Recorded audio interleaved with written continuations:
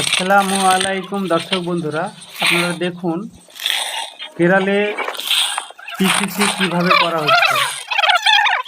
প্রথমে বড় বড় পাথরের খোয়া দিয়ে লেবেলিং করে ঝুরঝুর করে